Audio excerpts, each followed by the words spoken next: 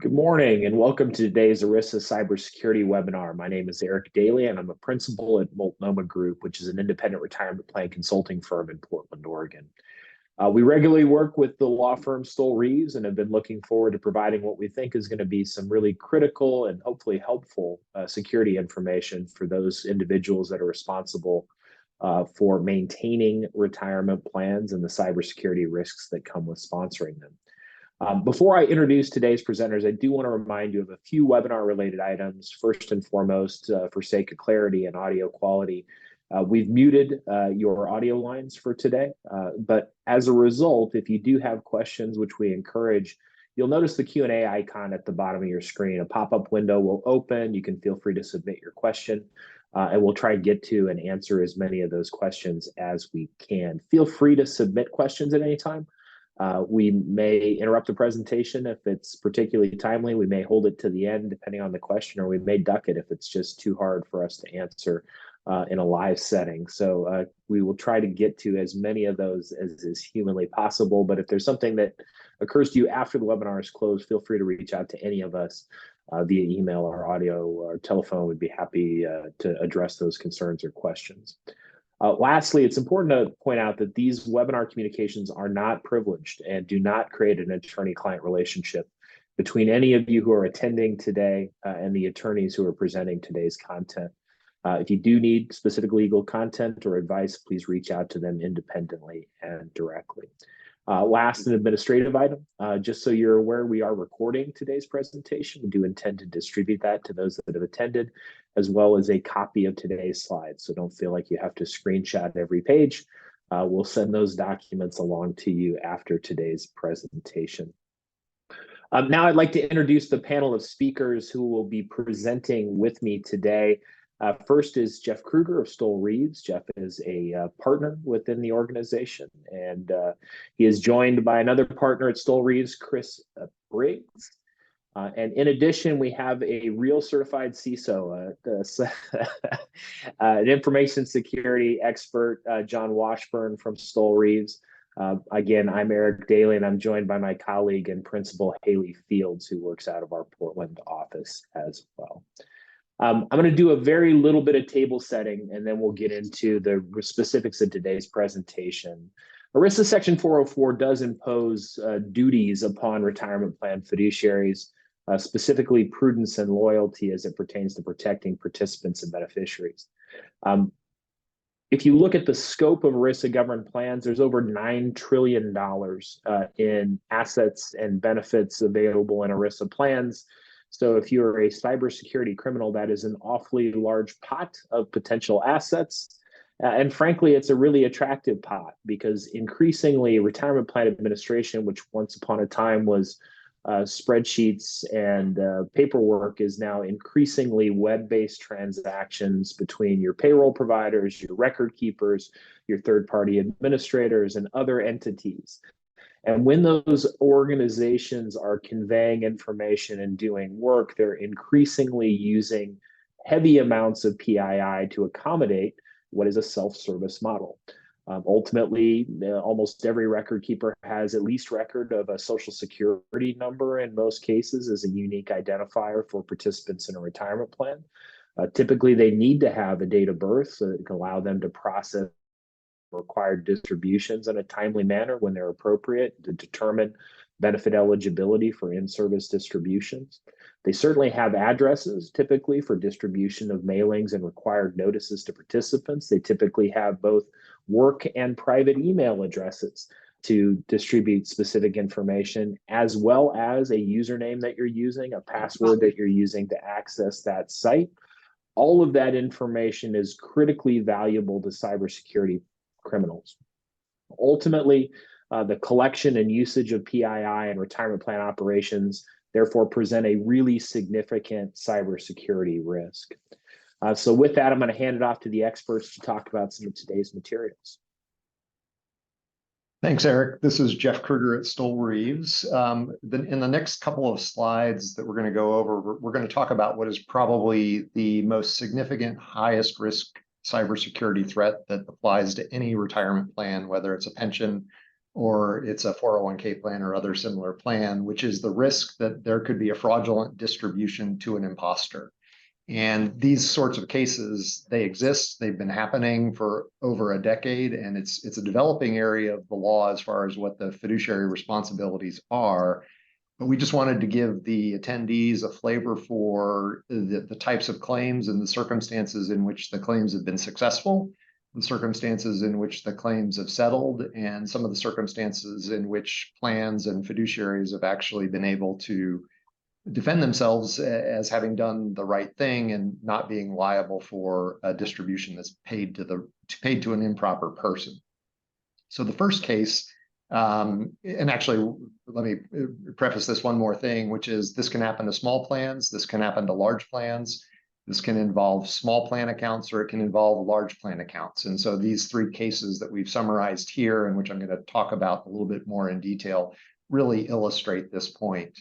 So the first case, the Leventhal case, is a case that involved a small law firm based in Philadelphia, I think, where it had fewer than 10 employees, and it has a relatively substantial retirement plan. And there was a participant who was subjected to an invalid distribution by an imposter of over $400,000. I'll explain how that happened in a moment, but the basic claims that were brought in the case against the third-party administrator and the custodian for the retirement plan were that there were deficiencies in the procedures and the safeguards that those parties had in place to detect and prevent fraudulent activities. Claims, because it was a law firm, of course, they were careful in their lawsuit, and they actually filed alternative claims under state law for negligence by those vendors. And the reason that they do that is that some vendors will try to duck fiduciary responsibility under ERISA, arguing that they're actually not fiduciaries. So you can bring claims, or parties who are adversely affected by these sorts of activities can bring claims under alternative theories. In this particular case, the bad actor, it was an outsider. It was some unknown and unspecified cyber criminal.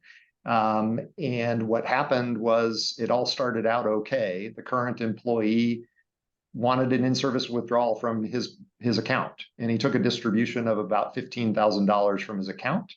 And here's where the rub comes in. He used his email account to submit the application form to the third-party administrator.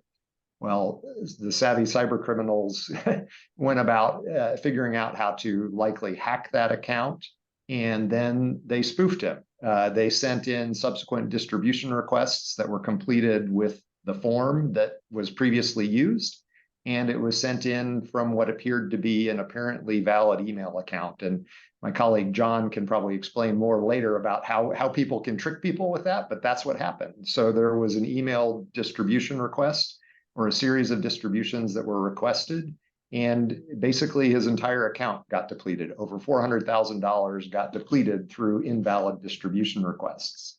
And so the third-party administrator and the custodian tried to get out of the case, arguing that they were not fiduciaries and they were not responsible for this. For reasons I won't go into that are pretty technical, it's really hard for parties to get out on a motion to dismiss. And so they weren't successful, and the litigation continued, and eventually it settled. So the settlement is confidential, of course, but given the amounts involved, one would expect that there was probably a sizable settlement that was reached between the third-party administrator and or the custodian for the value that was depleted from his account. The second case is a bigger case. It involves Disbury versus Colgate, and Colgate's obviously an international organization. That was a case where there was a participant who had an amount that was over $750,000 stolen from her account. She was the facts were pretty interesting here. She was a person who had lived all over the world. She ended up retiring in South Africa, but before she actually intended to start withdrawing distributions, hackers somehow figured out the information about her account and that it was valuable. And so they took a variety of different methods and channels of trying to get access to her account. They started with trying to do things online, and then they moved to the third-party administrator's call center. And they eventually exploited the vulnerabilities, human vulnerabilities, which again, John, he does the training here at Stoel Rives for those of us here who are responsible for these sorts of things. And one of the key vulnerabilities with cybersecurity is often human vulnerabilities. They tried in total, the hackers in this case, or the cyber criminals tried 18 times to get access to this participant's account. And eventually they succeeded through the call center, and had the call center send out a new package which gave out a new user ID and new password for the participant's account. And that was actually mailed to South Africa. And apparently they were an international organization who had somebody steal her mail. And they used the stolen mail to reset the password and the user ID, and then proceed with distributions that were mailed to Las Vegas, of all places. So ultimately, her entire account was improperly distributed. The third-party administrator, again, the trustee, again, were sued. In this case, what makes it a little different than the first was the actual internal plan fiduciaries were sued as well. The committee for the plan, they were sued under a theory that they had a responsibility to, under the prudence responsibilities, to supervise and monitor those third-party administrators and trustees, and had failed to do so.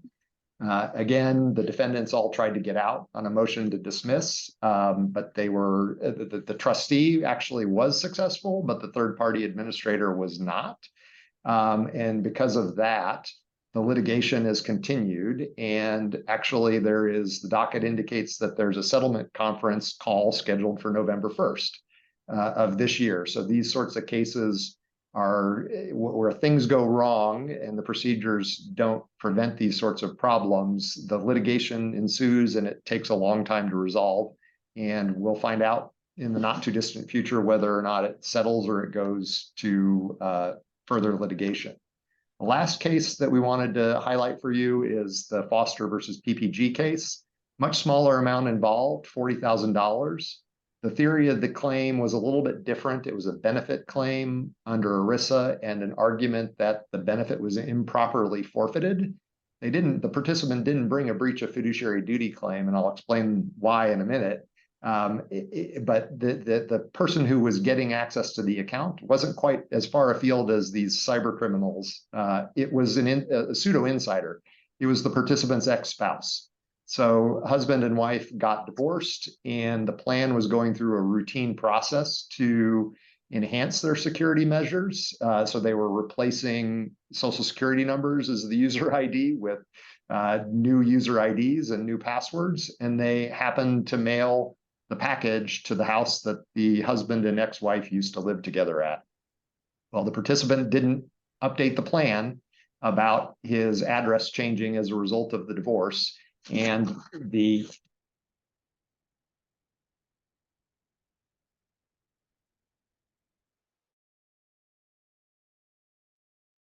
If your mute button just went off.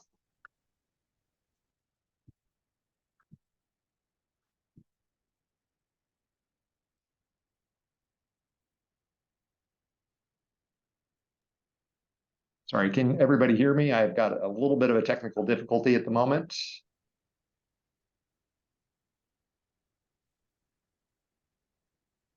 Yeah, we got you. Okay, great. Sorry. To pick up where I think I got cut off through technology was the participant didn't update the plan about his change of address. And so the ex-spouse got the package and thought about it for a month or two, and then essentially decided it was time to steal from her ex-husband. And the key thing about this case, which distinguished it from the other two cases, is that the plan had robust procedures and disclosures in place with participants, telling them about the importance of the need to update the plan for change of address, and also the significance of the PIN and the security methods for applying for a distribution. And essentially, the court concluded that the plan had done everything right because it had appropriate procedures, and it was really the participant's fault for not having updated the plan that led to the depletion of the account. So that's the one of the three cases where the plan actually succeeded in defending itself. So next slide.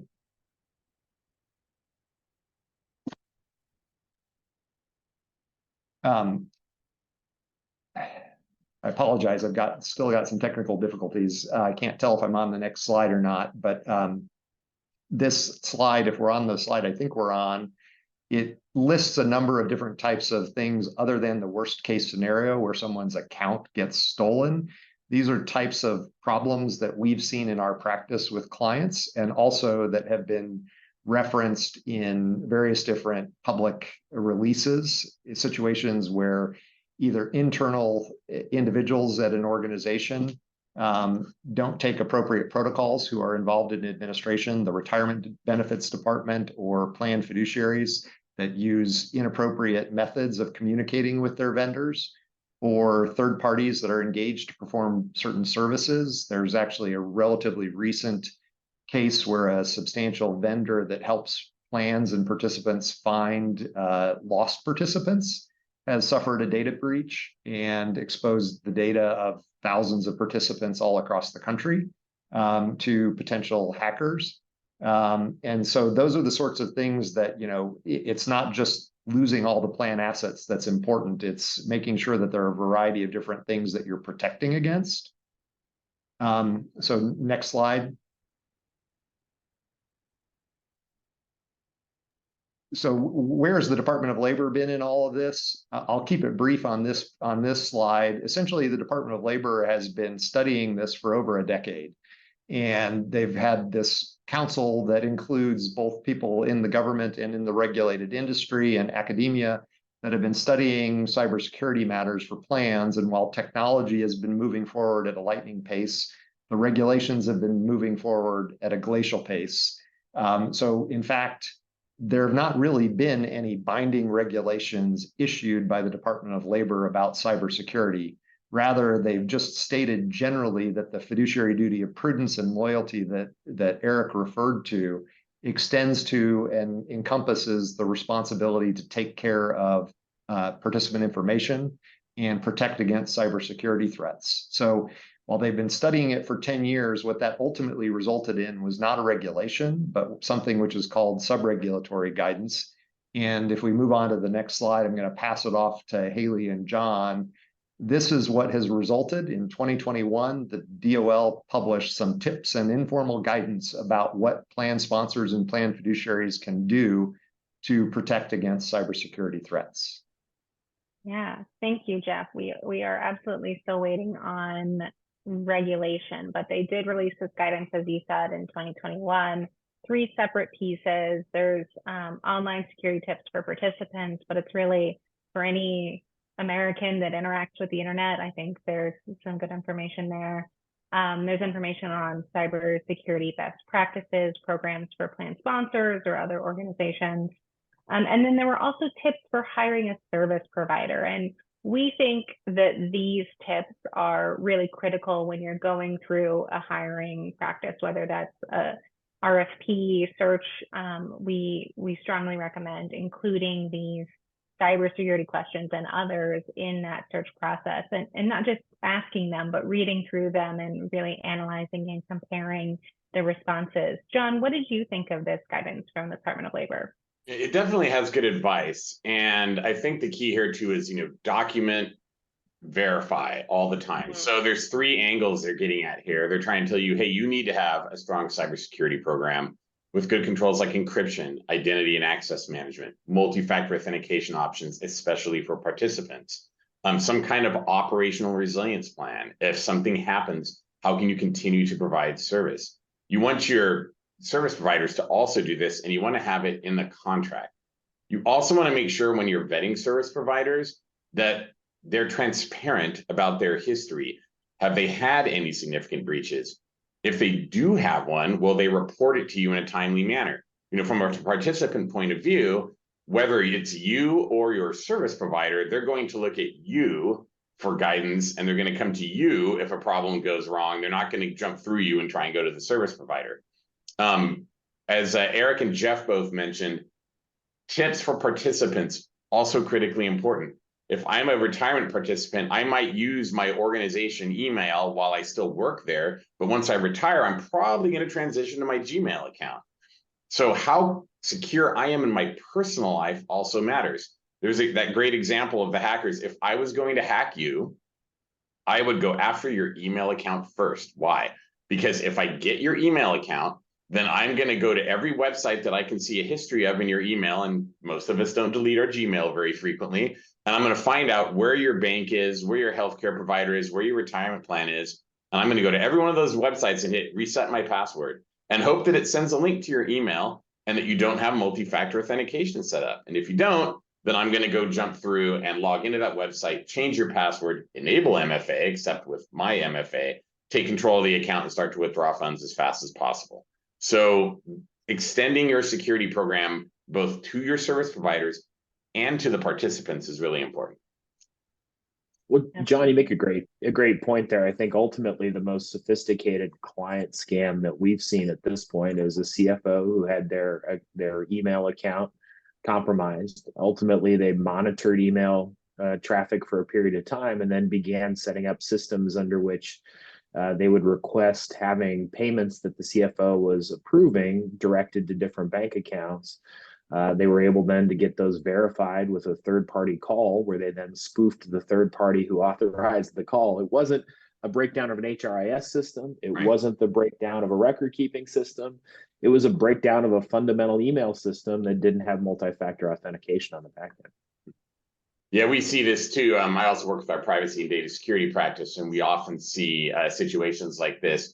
Email compromise is far more often the cause than anything else, even malicious software or ransomware. The attackers, some of these attackers actually don't have much in the way of technical skills, but they have really good human process skills, and they just know how to try and get you to give up credentials. Absolutely. That brings us to our next piece. I think that this is not a one-time review your cybersecurity and then you're done. That's never the practice. So we started with our clients an administrative work group meeting that happens annually where we go through a bunch of nitty-gritty of running the plan. It's a great time to incorporate a cybersecurity review. You've got your record keeper there. They can talk about their practices. You can look at your internal practices. And so we've tried to really emphasize that with our clients, but you need to bring a lot of folks into that conversation. There's a lot of vulnerabilities, and certainly, I think you need to bring in some experts. John, what do you see about the sort of ongoing monitoring of this? You'll probably hear me say incident response plan at least 5 times in this presentation. And if I don't say it at least 5 times, then I mean to say it 5 times because it's one of the most important things you can do. So the people on this team, think of them as also who would respond to an incident. And it's not always cybersecurity. It could be something like an environmental disaster or a pandemic. You're the provider. You have to be able to provide services to the plan participants. You need to make sure people on this team are the kind of people who can make decisions in an emergency.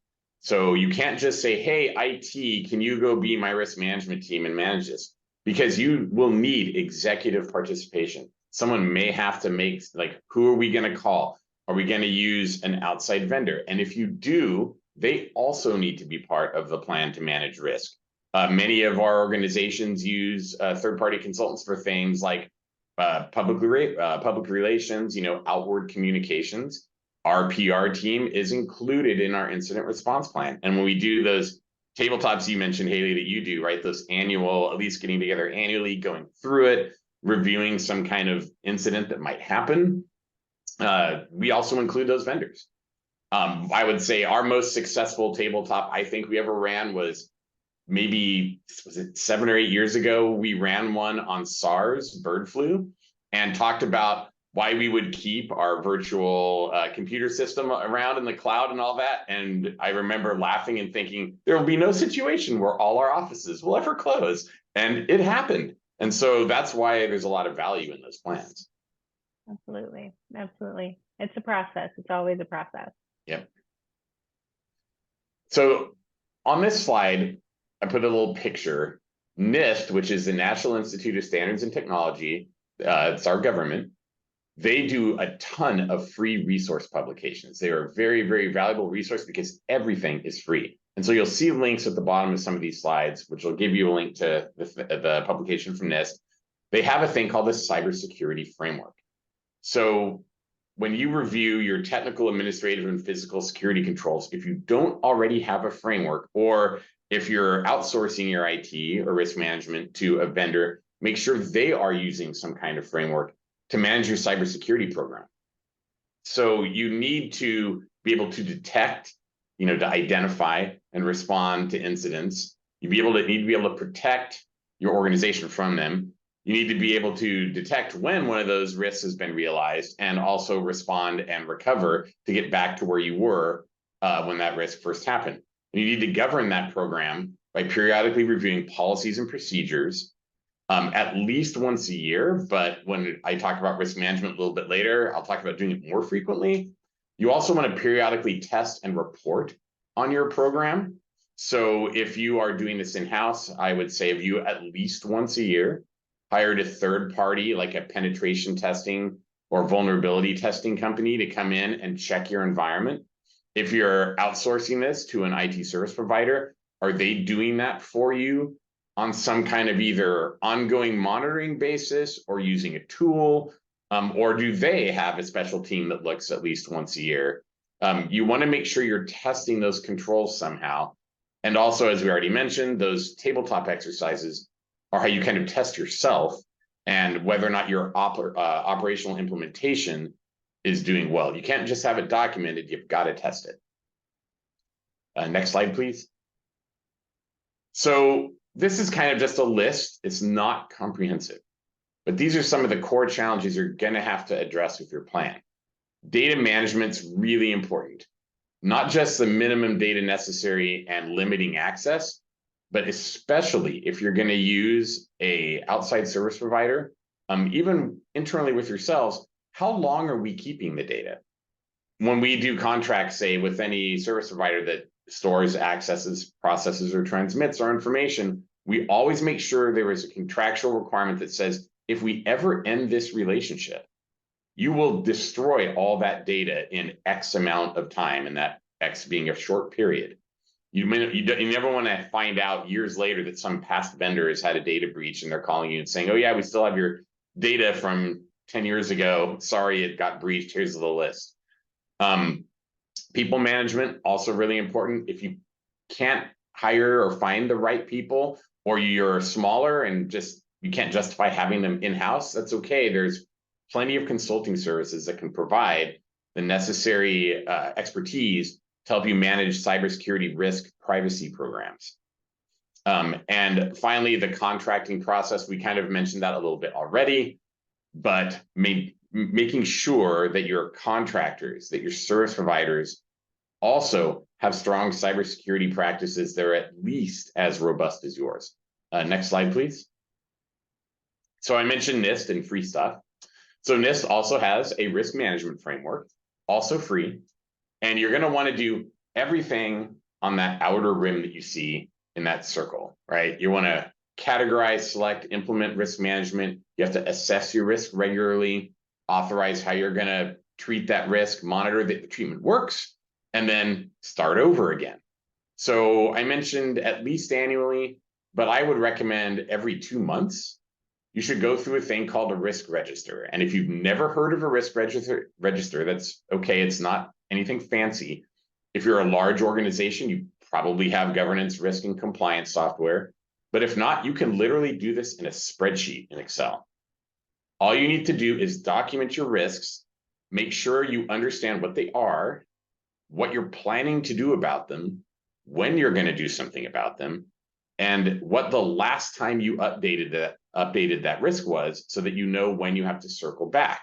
So every 2 months, your team, the people that manage risk, should get together and talk about where you're at. Hey, have we mitigated this risk? Or are we going to transfer it with insurance? Or are we just going to accept this risk? It's not that big of a deal.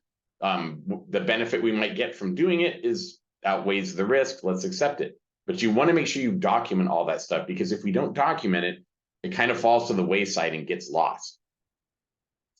Next slide, please. So procedural controls, and I'm going to tag team this with Jeff a bit, because we talk about multi-factor authentication, and it doesn't always have to be a technical control. It can be a procedural control. So as many of us know, when we do certain things with our bank, for example, say we email or we log in and make a change, oftentimes we'll get some kind of email or call or text or something back saying, hey, you've made a change. We need you to click here and authorize this change, or some kind of out of band communication.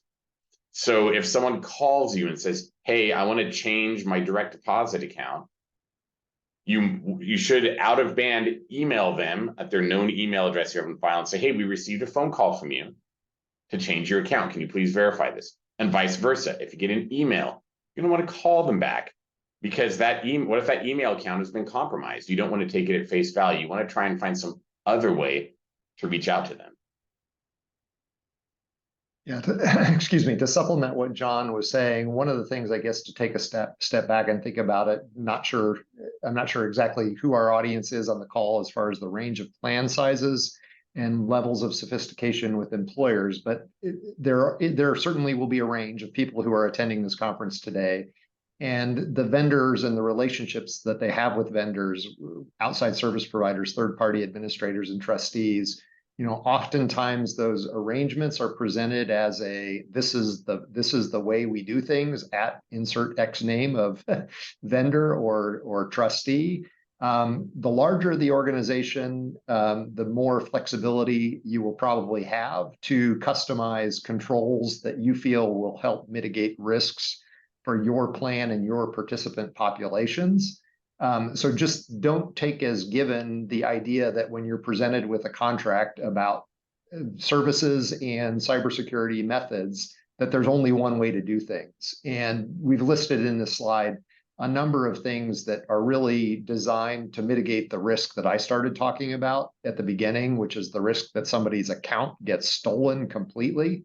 We have clients that have special distribution policies based upon the size of the distribution that require different levels of authentication and also different levels of approval. And the self-service model, the PIN model, and the online process is not necessarily the only way to go. And we have clients that require enhanced verification and internal fiduciary approval for distributions over X dollar amount. So it's all about understanding what your options are and where you think your potential risks are. And if you feel like customizing them, having that conversation with the vendor to make sure that you dial up the process to be consistent with your risk tolerance.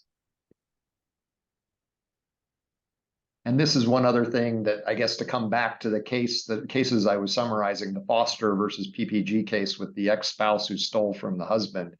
A key part of the success for that client and that plan in defending itself, or not our client, but that plan and those fiduciaries, was they had robust disclosures that they had sent out, summary plan descriptions and ongoing communication efforts, mailings to people telling them about the importance of the need to keep people updated, or the plan updated, about participant addresses and the significance of the online methodology for requesting distribution. So those are defensive practices. It's kind of like defensive medicine. It's you do those sorts of disclosures, and if a problem unfolds, you're going to be in a better position to defend yourself. And then the last item here is education. This education, the Department of Labor has basically given people a roadmap about what it thinks participants should be thinking about. So at a bare minimum, pushing out the DOL's online security tips to your participants is a good idea. Consultants often provide larger educational sessions to plan participants about investing and savings and their retirement accounts. Well, cybersecurity is something that clearly could be included in those participant education efforts to make sure that they understand that can be just as important as how much you save or how you invest your account. So you're going to see a few things in here, and I'm going to start with Haley first, and then we're going to talk a little bit about these graphics you see, because this is probably the most complex slide we have.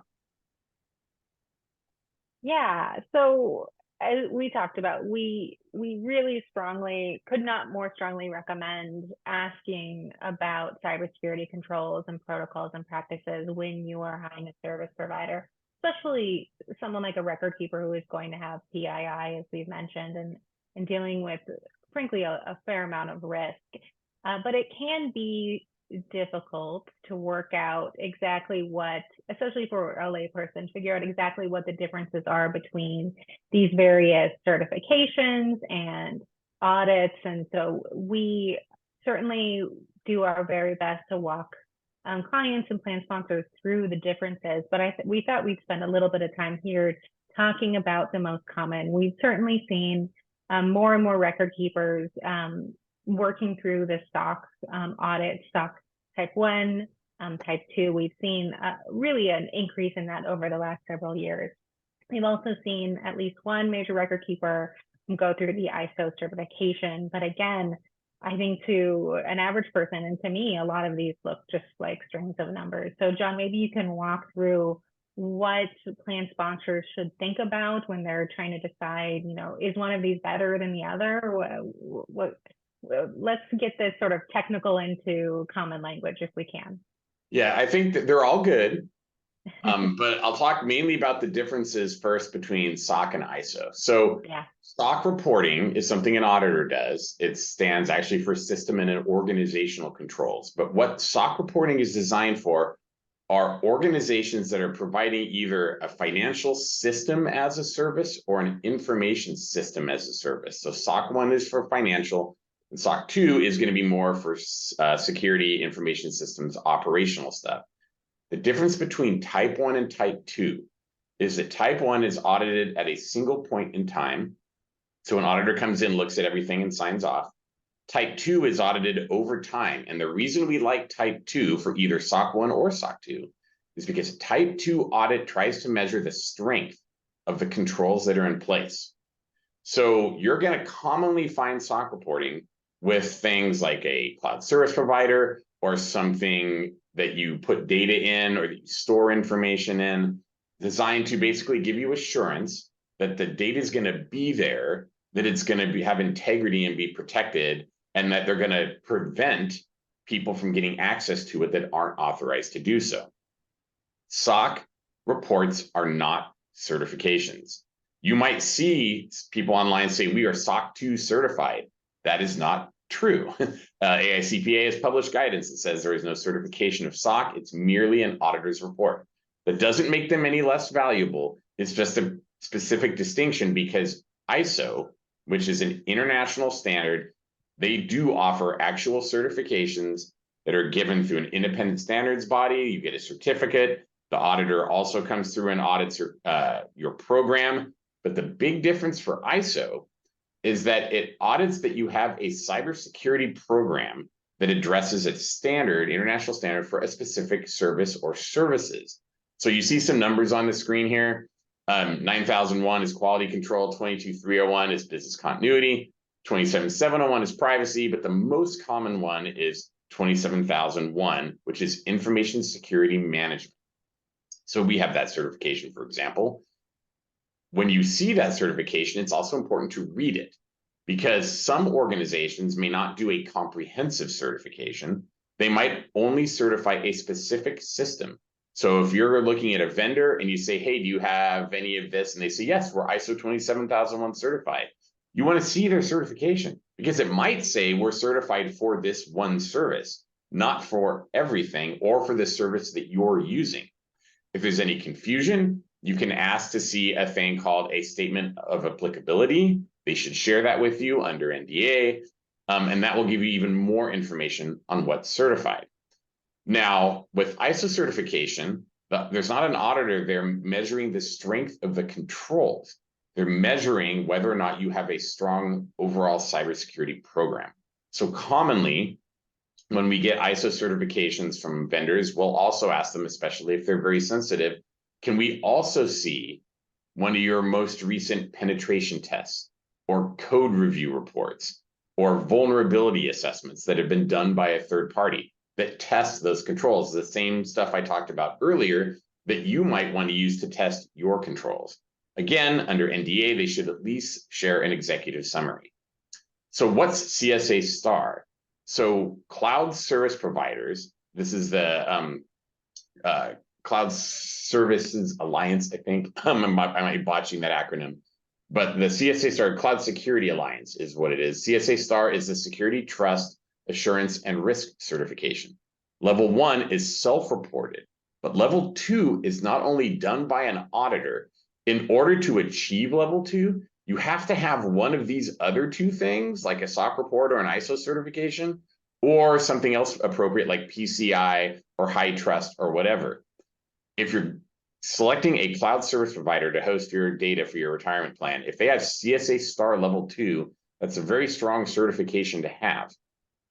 So just a couple of notes about contracts. As you're contracting with the new providers, of course, you want to make sure they have strong security controls in the contract. But if you've been with a provider for a long time, you might have signed addenda to these contracts every couple of years, like your telephone service provider. You've probably had them for more than 15 or 20 years, and every 3 years you re-up the contract, you sign an addendum. You might not have cybersecurity addenda in there, so I recommend revisiting any long-term contract you have that has sensitive information and making sure there's some kind of cybersecurity requirements. New contracts also often contain their own cybersecurity addendum or cybersecurity language, but everyone is hyper concerned with cybersecurity risk, and a lot of organizations are trying to pass off that responsibility as much as they can to their contract partners. So feel confident when you review that you understand all the cybersecurity provisions in those addenda. If you don't, definitely get some help from a professional to make sure that you do understand it, because you don't want to get caught signing one of these and find out that there's some kind of clause in there about cybersecurity being your responsibility and not a joint responsibility. Absolutely. And we've had success with clients requesting copies of SOC reports or ISO certifications. Occasionally there's an NDA involved, but we do recommend a review of it at a minimum, sort of the summary of those. Absolutely. Yeah, and to build off of what John and Haley have been talking about, reviewing those contracts is going to take some updates as well, and that means getting the right people involved.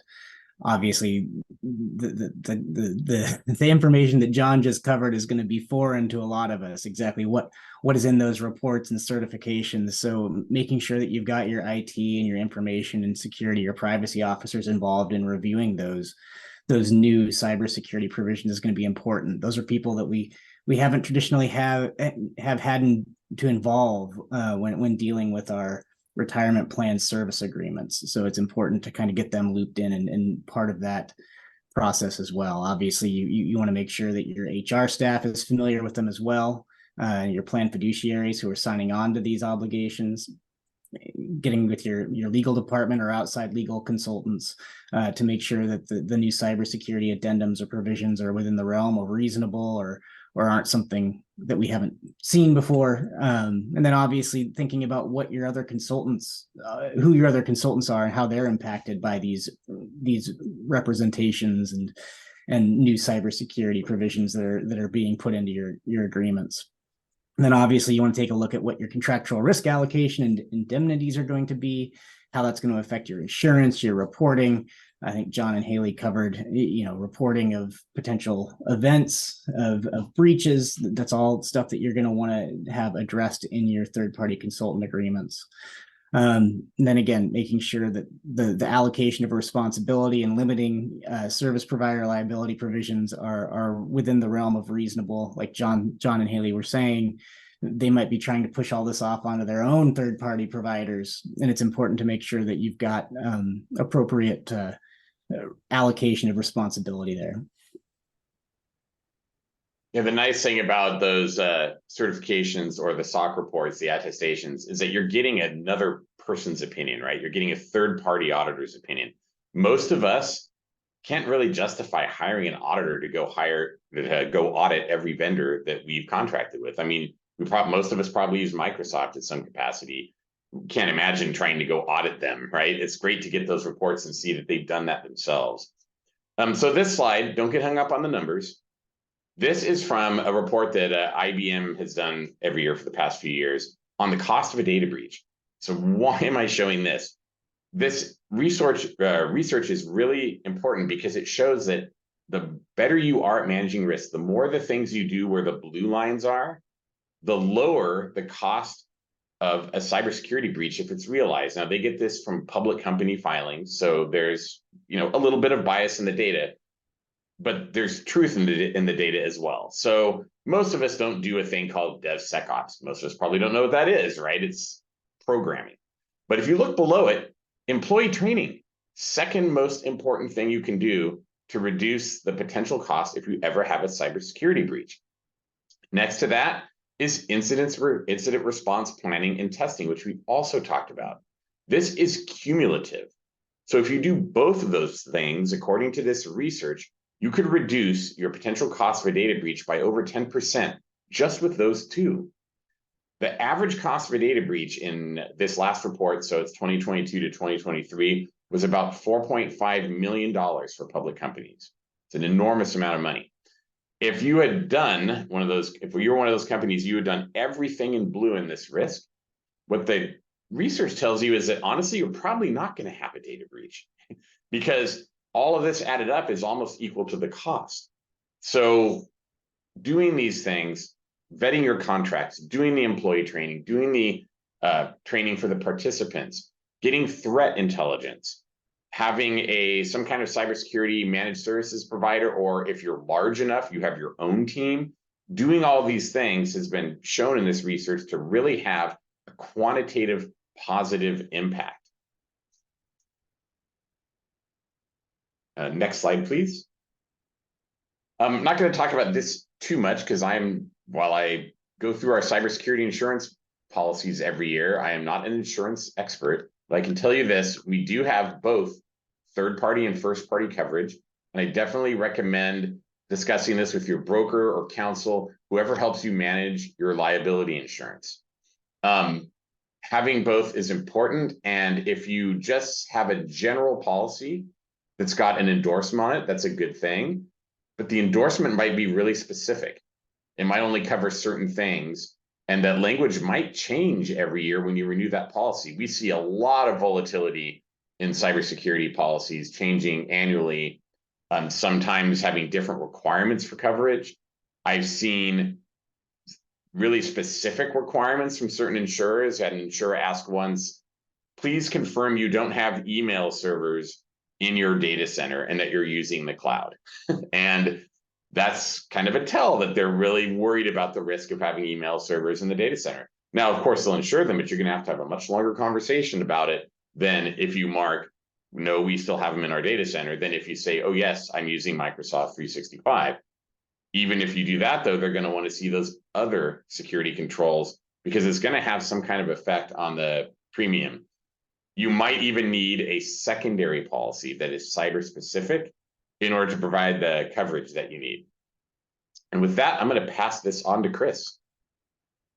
Yeah, and again, to go back to something that John and Haley were talking about earlier, that the DOL has studied this for years and years and years, and so far they have given us some best practices. They haven't given us any sort of regulations. They haven't given us any sort of minimum standards or anything, or safe harbors.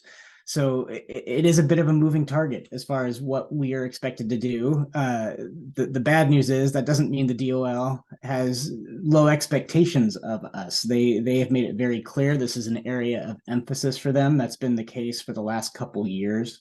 They consider this to be part of our duty of prudence and loyalty to plan participants as fiduciaries to the plan. And on our slide, we say DOL general audits often include cybersecurity. I think the truth of it is they always do at this point. If there's a general audit of your plan, you're going to get a series of 10 or 12 very broad questions that we'll talk about here in a couple of minutes that cover cybersecurity and how that affects your plans. So even though we've only got best practices, the DOL hasn't given us any sort of regulations as what they expect us to be doing or the safe harbors. They expect something to be there and they want to talk about it. As far as litigation goes, Jeff talked about that a little bit at the front end. Obviously, the biggest risk is fraudulent distributions. We haven't seen a huge movement yet as far as maybe class action lawsuits with regard to cybersecurity, but I think we can expect them to be coming, especially once it's been established by the DOL that this is part of our fiduciary duties. If there's something that if when the standards start kind of settling out, once we start knowing what's expected and what they want out of us, you can expect that there will be class actions as far as falling short of those standards. So we can go to the next slide, which is a little bit about how the DOL investigations have been going. So about 2 years ago, we started seeing on the DOL audits of plans that we work with, very specific questions about cybersecurity. And it's been interesting. I would say that the way this tends to go with a new topic for the DOL is there's kind of 3 phases. The first phase is kind of an information gathering phase, where these questions are very broad and they just want to see what you're doing. They're trying to figure out what the lay of the land is too, and what plan sponsors and fiduciaries are doing to ensure the cybersecurity of their plans is being maintained.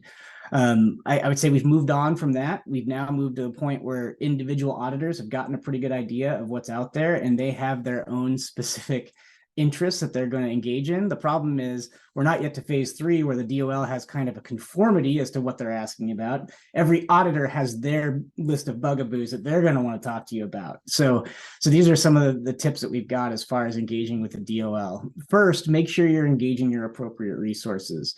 Just like with your service contracts, this is going to require us to pull in some people that we don't usually pull into this kind of a thing, or at least that we historically haven't thought about. And that's going to be your IT, your cybersecurity folks, to make sure that they're ready to respond to some of these questions about what policies are in place. Usually they're broader than just your employee benefit plans, but that they'll cover those plans to make sure that we're responsive to that information. And that requires some training on both sides. We've got to get our cybersecurity and IT folks ready to talk to the Department of Labor, which is maybe something they haven't done before, at least not in a retirement plan context. That's going to be something new for them, and they're going to need time to kind of get up to speed on that. So when you get that audit letter, it's important to kind of do that review, identify that those cybersecurity questions are there, and make sure that you're talking internally with the parties that are going to be involved. And that's going to be a broader group of people than we've maybe been used to talking to. Obviously, coordinating with legal counsel and third-party service providers. This is important because, again, like I said before, the individual auditors at this point have very clearly kind of, I think, figured out what they're interested in, but there's not a lot of conformity between those auditors. I think we've had 2 different audits in a short period of time, and one of the auditors was very specific. He wanted to know what our contracts with our service providers said about cybersecurity. He wanted to make sure that the entire chain was really preserved there. The other one was very specific. He didn't care about third-party service providers. He just wanted to know what we were doing at the plan sponsor level with regard to our own cybersecurity. So, making sure we know what we're responding to is going to be key. And if we go to the next slide, that we kind of address that. Understanding and managing expectations. What I found is it's really important when you get that audit letter, you get a letter, it asks for a written response. That doesn't mean you can't pick up the phone and call them. And I think that's a really important first step, is to kind of establish that relationship with the auditor to make sure you know what their expectations are. Maybe they want everything from third-party administrators. Maybe they only want to focus on what you've got at the plan sponsor level. It's important to figure that out early, because if we're scrambling to get everyone on the same page, we want to make sure that we know what page that is. And then lastly, again, consult with your, I'm on the established timelines. This is a big one. When you get that letter, it's going to have a big bold deadline that says, get us this giant stack of documents, which again, includes cybersecurity, but also includes everything else too.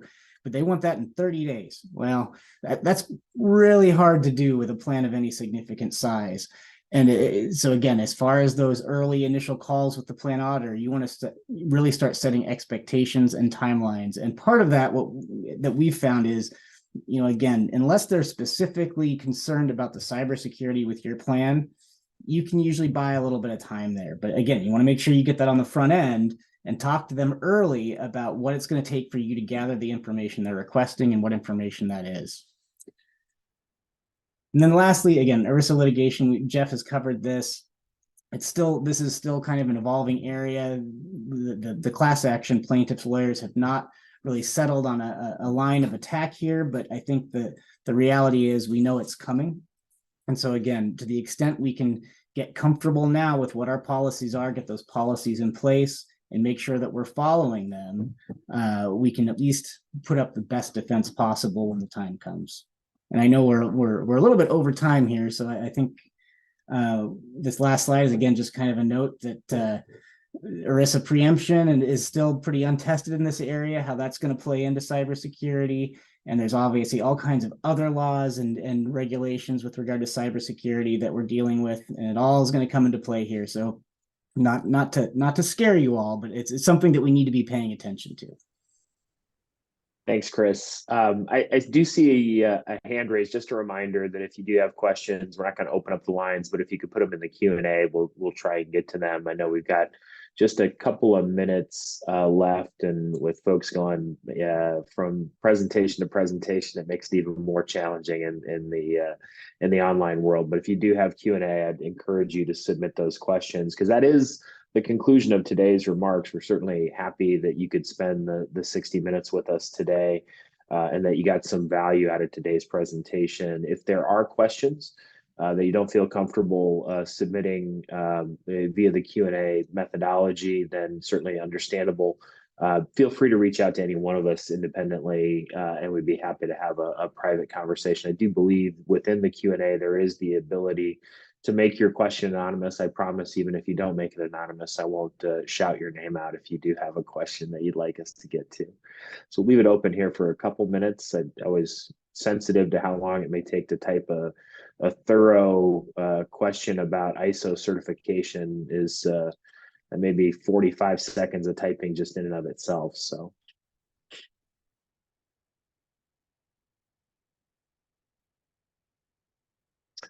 Yeah, a good, just a follow-up administrative question. We will be sending the presentation to the attendees, so the slides and content available, as well as the recording with available.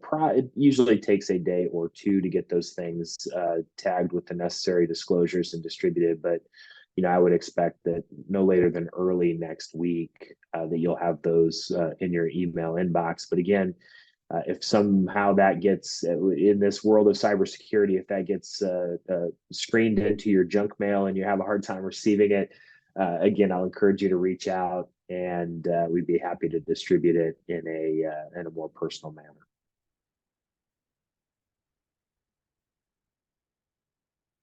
Okay, that's as much time as I can give anybody for an ISO certification question typing session. Again, thank you very, very much for your attendance. We appreciate it. Look forward to helping partner with you to address this, what is current and certainly likely, as Chris mentioned, to be increasing level of attention for retirement plan sponsors and fiduciaries. Have a great, great day.